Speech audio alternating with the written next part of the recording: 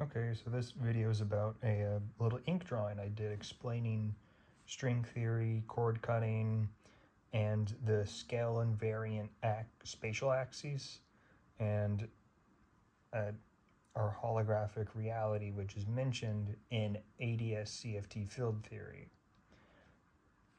Now, this is either a proton or a neutron, and they're held together by three different quarks, each one corresponding to an aspect of the Trinity, with the positive, two positive and one negative would make a proton, or two negative and one positive would create a neutron. So the Father is the positive, the negative would be the Spirit or Holy Ghost, that's the passive feminine aspect of God. So the masculine is positive, feminine is negative, and the Son is either positive or negative. And depending on whether there's two positive or two negative, that's what creates the proton or neutron. And what determines the charge of this third quark is your subconscious programming.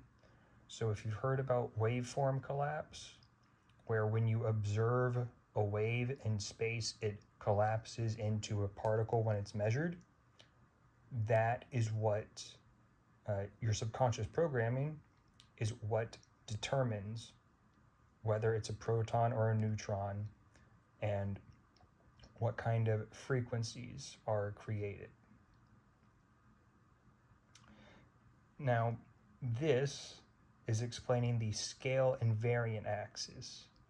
So there are two-dimensional structures called branes. They're just grids, and they act as the start and end points of strings, which we see as particles.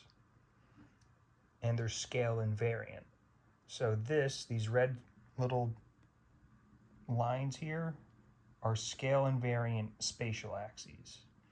And depending on our frequency, whether it's a high frequency of love, acceptance, compassion, and which comes from self-understanding, we are at a higher grid because these grids overlap each other. And if we're at a lower frequency, which would be fear or anger or mistrust, then we would be at a lower reality. And it doesn't matter if we're at a small scale or if we're going up in a larger scale. The physics are repeated. So this doesn't just mean like a small scale is obviously like, atoms and quarks, but a larger scale would be things like the individual observing the universe, and the sun would be positive and the moon is negative, so masculine and feminine. And duality itself, good and bad, with the observer in the middle. And these grids are connected by particles, which are connected by gluon strands, these little cords. These are strings that vibrate. And when we do a cord cutting ceremony, or when we reprogram our subconscious, we're cutting these cords, and it's allowing us to go from one reality to the next. Now, if we change the length of the string, which defines the energy or mass, because energy and mass are the exact same thing, just in different forms, if we have the length of the string define the energy or mass in the bond, so a longer cord or a shorter cord would be more or less energy, or less or more energy, it doesn't change the physics. So string length, when expressed as a separate dimension, when you write the quantum wave equation of a gluon strand with length as a separate dimension, you get the wave equation of a graviton. Now, the graviton is the theorized particle responsible for gravity, but it's theorized because the particle itself doesn't exist. Gravity, or the warping of space-time, is a byproduct of perception, of not just the universe, but of self. So mass is not an inherent property of objects, but a manifestation of energetic embodiment. Now, to give like a real world example of this, so it's not just a bunch of mumbo jumbo, and by mumbo jumbo I mean completely accurate, it's just so you can understand it in context. It would be,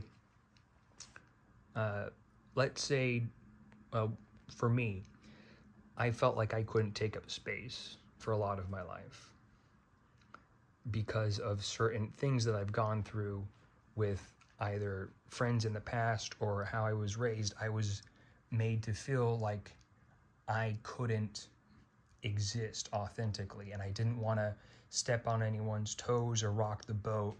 I felt like my voice didn't matter. So, as I'm reprogramming my subconscious, I'm cutting these cords. I'm cutting the gluon strands, which is allowing me to exist at a higher frequency and go from one reality to another reality to another, as each of these grids are overlapping, and each of these grids corresponds to an individual's reality. And if you have let's say your reality and this one are connected by these cords, that is a agreed upon belief between you and someone else, because we're always the center of our own reality and we're projecting it outward. And as you reprogram your subconscious, you can exist at a higher frequency. Another example would be if you put in a lot of effort as an overachiever, seeking external validation, and let's say your peers or your teachers or your friends or your family never gave you that, that pat on the shoulder, that acknowledgement. That would be another example of you having some sort of subconscious programming, which means you're seeking some sort of external validation for your own sense of self-worth. It's the exact same thing that I had mentioned before, just in a kind of different expression.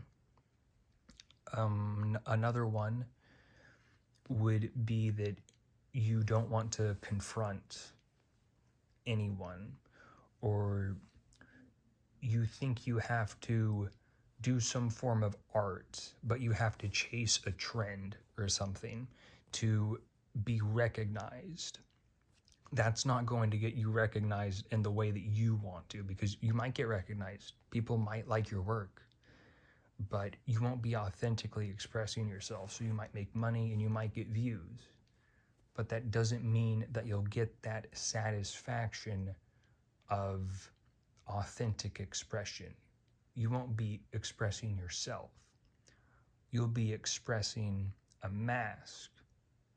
And then you'll wonder, I'm doing the thing I like, or I'm doing the thing I love, but I'm not happy.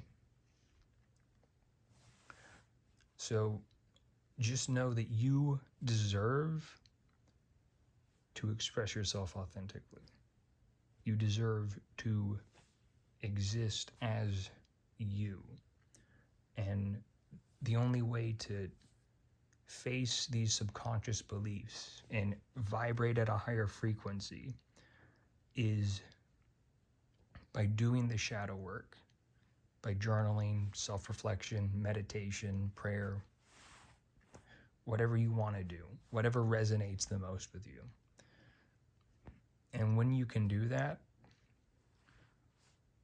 you'll see that you will start to change, and eventually your reality will. I mean, I went from being horribly agoraphobic to the point where I wouldn't leave my house for months at a time, to now expressing myself authentically online and going out in the world and going from restaurant to restaurant to restaurant, looking for jobs and trying to talk to people and like just trying to make my way in the world, essentially. And I even lived on the street for a month and a half or so, and I was, well, not wholly comfortable. I was still at peace. And you will change. It might be painful, but you will be happy. You will be proud that you are not the person that you were.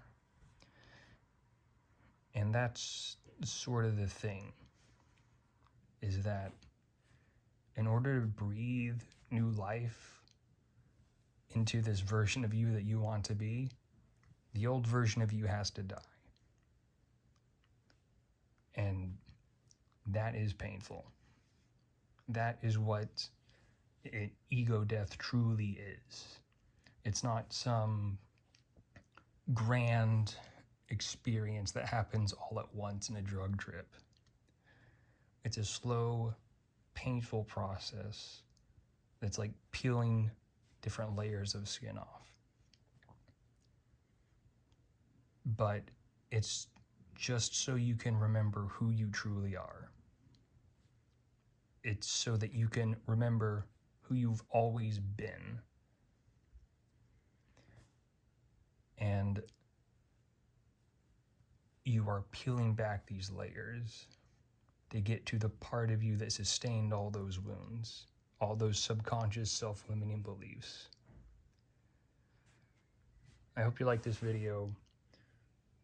If you liked it, leave a like or a heart or whatever, comment, and I will have a link to my Patreon and a GoFundMe.